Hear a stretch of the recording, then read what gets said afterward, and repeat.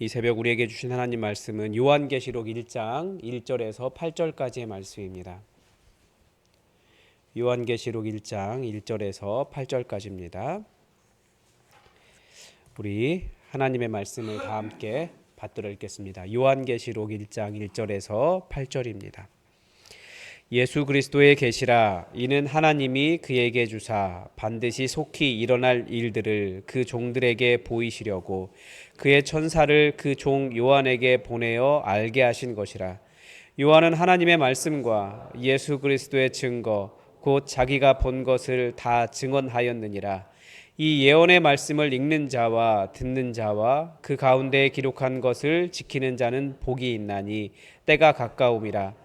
요한은 아시아에 있는 7교회에 편지하노니 이제도 계시고 전에도 계셨고 장차 오실 이와 그의 보좌 앞에 있는 7영과 또 충성된 증인으로 죽은 자들 가운데에서 먼저 나시고 땅의 임금들의 머리가 되신 예수 그리스도로 말미암아 은혜와 평강이 너희에게 있기를 원하노라. 우리를 사랑하사 그의 피로 우리 죄에서 우리를 해방하시고 그의 아버지 하나님을 위하여 우리를 나라와 제사장으로 삼으신 그에게 영광과 능력이 세세토록 있기를 원하노라. 아멘. 볼지어다 그가 구름을 타고 오시리라.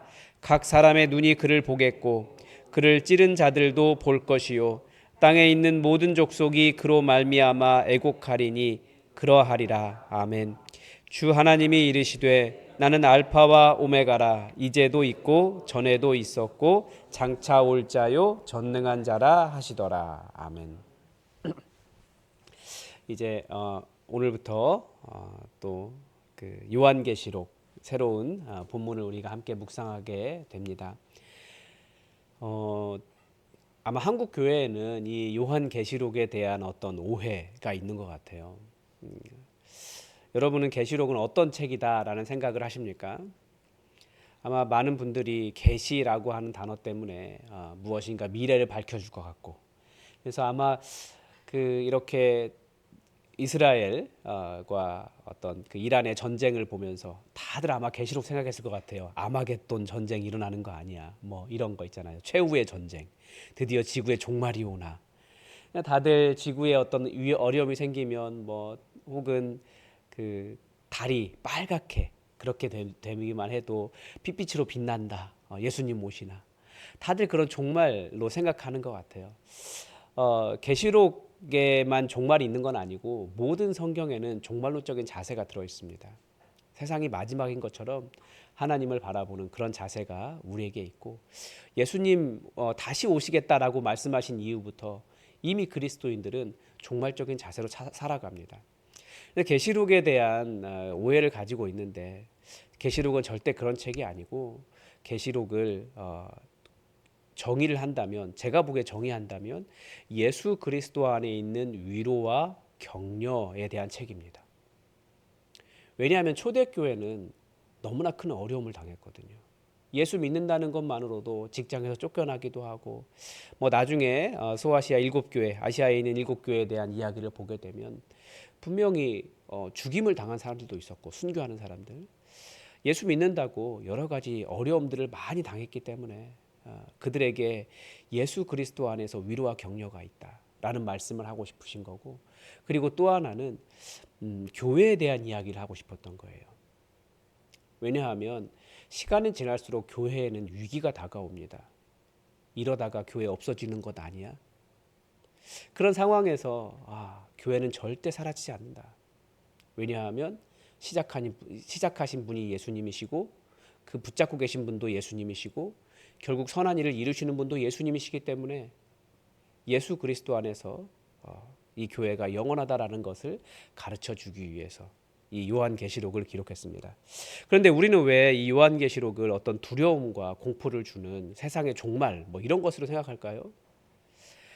이게 꽤 오랫동안 미국으로부터 시작한 어떤 그 관점이 있습니다. 아마 들어보신 분들이 있을 거예요. 세대주의적 관점이라고. 세대주의적 관점은 아무리 봐도 이렇게 성경적인 관점이 아닌데, 불과 10여 년 전까지만 해도 세대주의적 관점에 대해서 이게 문제가 있다라고 한국 교회에서 지적하기가 쉽지가 않았어요. 그런 마치 꼭 그 정당한 교회를 공격하는 것처럼 그렇게 인식될 정도로 이 세대주의적인 관점은 문제가 있습니다.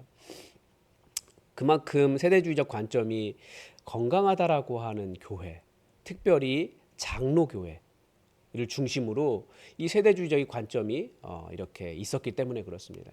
왜 그러냐면 한국 교회의 장로교는 미국을 중심으로 하고 있잖아요. 근데 미국의 장로교가 그렇거든요. 세대주의적인 관점은 뭐냐면 이 세대에는 우리가 선택받았다는 거예요. 그러니까 결국 선택받은 자가 누굽니까? 미국 그리스도인 백인이었어요.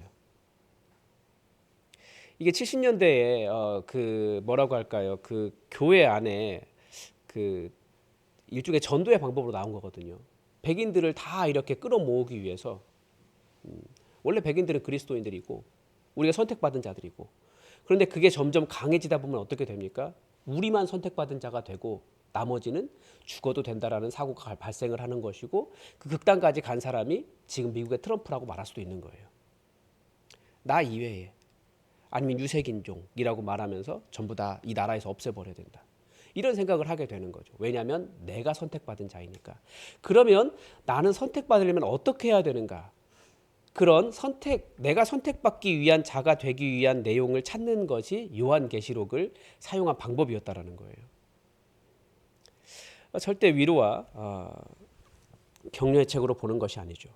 누군가는 선택받고 누군가는 버림받는 책으로 생각하기 때문에 그래서 이단들도 그러면 어떻게 하면 선택받고 어떻게 하면 버림받는가 이런 어떤 공포의 관점으로 요한계시록을 읽기 시작했고 많은 이단들이 발생하는 것입니다. 그렇게 되면 무슨 문제가 발생합니까? 우리는 예수님 때문에 구원받는데 우리 하나님 아버지는 온 세상 가운데 유일하신 하나님이신데 예수님 때문에 구원받는 것이 아니에요. 그래서 여러분 90년대 초반에 그 바코드 그때는 바코드였죠. 바코드 받으면 뭐 이렇게 하나님 나라 못 간다. 뭐 그런 얘기 있었잖아요. 근데 그게 변했어요. 시대가 변하니까 이제 바코드 가지고 뭐라고 하는 사람은 없잖아요. 바코드는 워낙 많이 있으니까. 이제는 베리칩, 몸 안에 무슨 칩을 받는다. 예수님 때문에 구원받는 것이 아니라 이제는 어떤 그런 조건이 돼버린 거예요. 그러니까 뭔가 구원의 문제도 굉장히 헷갈리는 거죠. 아마겟돈도 마지막 최후의 전쟁 막 이렇게 이야기하는데 아마겟돈을 이야기한 이유는 거기가 요시아가 죽은 무깃도가 아마겟돈이거든요. 음차를 하면. 그러니까 그 요시아가 죽었던 그 무깃도 전쟁을 비유하면서 우리에게는 그리스도인에게는 영적인 전투가 있다. 교회는 그 전투를 영적 전쟁을 하는 사람들이다라고 하는 것을 말하기 위해서 아마겟돈을 이야기하는 거거든요. 그래서 요한계시록은 이렇게 어떤 분은 그렇게 표현하더라고요. 이렇게 분모가 있다라는 거예요. 분모가. 이 그리스도의 삶에는 분모가 있다라는 거죠. 그게 뭐냐면 영적 전쟁이라는 거예요. 우리 그리스도인들은 영적 전쟁 위에 서 있고 결국은 우리는 이기는 자가 된다는 거죠. 왜냐하면 우리는 예수님을 따르기 때문에 예수님이 이기신 자시니까. 이만희가 이긴 자가 아니라 예수님이 이기신 자이기 때문에 우리는 영적 전쟁에서 승리할 수밖에 없다. 그러니까 교회는 절대 지지 않는다. 승리한다. 왜냐하면 승리하신 예수님을 따르기 때문에.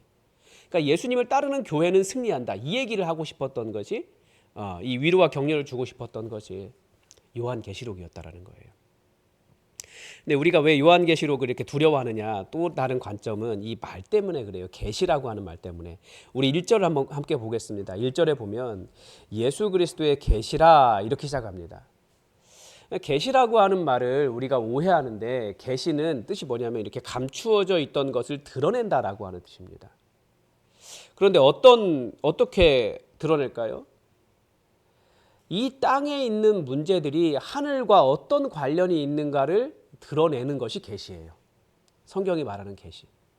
우리는 계시하면 미래의 일을 보여준다라고 생각하는데 그게 아니고 계시는 하늘에서 어떤 일이 일어나는가 우리는 모르잖아요. 그 일을 통해서 우리의 삶을 해석하려고 하는 것이 계시라고요. 그래서 계시의 초점은 사실 먼 미래에 있는 것이 아니라 지금 우리의 삶에 있어요. 우리가 어려움을 당할 때 하늘에서는 어떤 일이 일어날까? 우리가 어려움을 당할 때 하늘의 관점은 무엇일까? 이것을 밝혀주는 것이 계시입니다. 그러니까 이 계시록이라고 하는 책이 요한계시록이 그 지금으로부터 약 그 2000년 전에 쓰인 거잖아요. 그때 시대에서 2000년이 지난 우리 시대에 어떤 의미가 있는가 이것을 말하는 책이 아니라는 거예요. 1차적인 독자는. 그 시대에 고난당하는 교회들에 향해서 하늘에서 여러분들이 기도할 때, 여러분이 영적 전투를 할 때, 여러분이 이 땅에서 교회를 이루어갈 때 하늘에서는 무슨 일이 일어나고 우리의 기도를 들으신 하나님은 어떤 일을 이루시는가, 그것이 역사에 어떻게 이루어지고 있는가, 이것을 밝혀주는 것이 계시입니다. 그러니까 우리는 계시를 멀리 있는 두려운 일로 생각하는데 그게 아니라는 거죠. 그리고 여기서도 말하는 것처럼 예수 그리스도의 계시예요. 그러니까 예수 그리스도에 관한, 예수님으로부터 나온, 예수님과 관계된 이 계시를 밝혀주고 있는 것입니다. 그리고 그 중반절에 보면 누구에게 일어난 일을 보여줬냐면 그 종들에게 보여줬습니다. 그러니까 수신자가 분명해요. 그 종들에게. 그러니까 1세기, 2세기 초 그 핍박받던 고난당하던 성도들, 그 교회. 다시 말씀드리지만 그 사람들은, 그분들은 교회가 없어지는 줄 알았어요. 왜냐하면 핍박당하니까, 죽으니까, 예수 믿는다고 고난이 너무나 심하니까, 이러다가 교회 망하는 거 아니야. 로마의 권력이 너무 강하고, 그렇게 생각했습니다. 보통 그 요한계시록이 어느 시대에 기록되었느냐에 대한 논쟁이 약간 있습니다. 한 95년도, 그 AD 95년도에 도미티아누스라고 하는 황제 시대나 아니면 그의 할아버지 네로 황제 시대를 이야기합니다. 우리가 잘 알다시피 네로 황제는 로마에 불질러 놓고 이게 다 기독교인들이 그랬다. 그래서 로마에서 기독교인들을 다 몰아내잖아요. 그래서 기독교인 죽일 놈들 이렇게 만들어 놨다고요. 그러니까 네로 황제.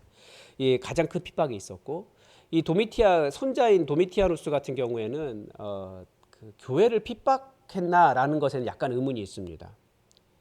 대신에 자기가 그 도마가 예수님에 대해서 예수님은 나의 주요 나의 그리스도이십니다. 나의 하나님이십니다. 그런 고백을 하잖아요. 그러니까 도미티아누스가 우리 주 우리 하나님이라는 호칭을 자기한테 써요. 그러면서 황제 숭배를 이렇게 이야기하기 때문에, 그래서 그리고 황제 숭배 지금 이제 아시아에 있는 7교회에게 했기 때문에 로마로부터는 거리가 조금 있거든요. 그러니까 로마로부터 거리가 있었던 황제에게 충성했던 사람들이 교회를 핍박했던 내용이 아닐까. 그래서 주로 이 도미티아누스 시대에 기록되었을 것이다. 이렇게 추측을 합니다. 그러니까 분명히 수신자가 있는 거예요. 그 종들에게. 근데 그 종들이 분명하게 4절에 가보면 요한은 아시아에 있는 7교회에 편지한다 이렇게 되어 있습니다. 그러니까 교회에 수신자, 분명한 수신자가 있었다라는 거죠. 그러니까 2000년 후에 우리에게 할 말이 아니라, 서신이 아니라 원래는 아시아에 있는 7교회에게 말했다는 거죠. 그 소아시아에 7교회만 있었던 것이 아닙니다. 더 많은 교회들이 있었어요. 그러니까 이 교회는 특별한 이유가 있는 거죠. 그 요한계시록의 또 다른 특징은 뭐냐면 7이라고 하는 숫자가 계속 나온다는 것입니다.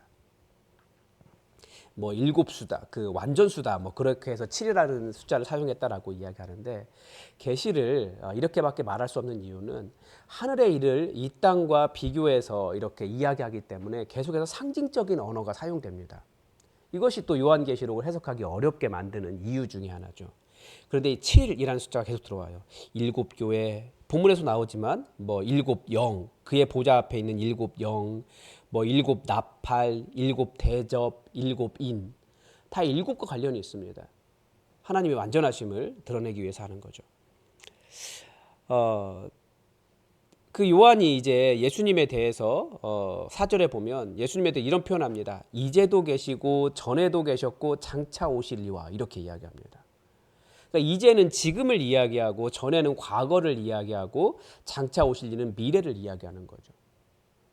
그러니까 우리 하나님은, 우리 예수님은 하나님이시라는 이야기를 하고 있는 거예요. 항상 계신 분. 그런데 시작을 어디로 시작합니까? 이제도 계시고에서 시작해요.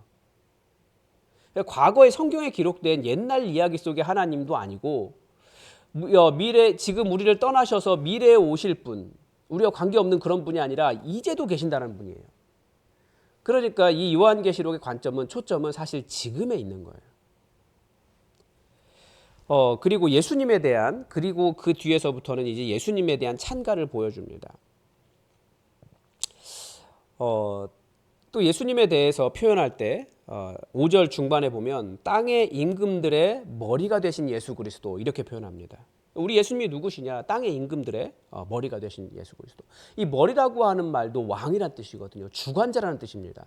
그러니까 이 땅의 많은 임금들이, 많은 왕들이 이 땅을 주관하는 것처럼 보이지만 이 모든 역사와 그 통치를 하시는 분은 우리 예수님이시다 라고 하는 선언을 통해서 도미티아누스가 혹은 네로가 우리를 괴롭게 하고 우리를 죽일 것처럼 보이지만 절대 그가 통치하는 것이 아니다라고 하는 것을 가르쳐주는 책입니다. 그래서 이 창조자요 부활하신 분 하나님이신 예수 그리스도, 우리의 현재와 미래를 주관하시고 우리를 부르셔서 교회를 이루게 하신 분. 그러니까 로마가, 계시록의 독자들은 사실 로마가 가장 강력했던 시대에 살았던 사람들이거든요. 절대 로마가 망하지 않을 것이라고 생각했고, 로마는 전 세계에 이 로마의 평화, 로마의 정치 체제, 이것을 전 세계에 퍼뜨려야겠다라고 하는 그 정도의 교만한 생각을 가졌던 시대가 이 요한계시록의 시대였습니다. 그러니까 사람들은 무슨 생각했을까요? 내 삶은 로마 안에서 결정되고 내 삶은 로마가 결정한다. 이런 생각을 자연스럽게 하던 때였습니다.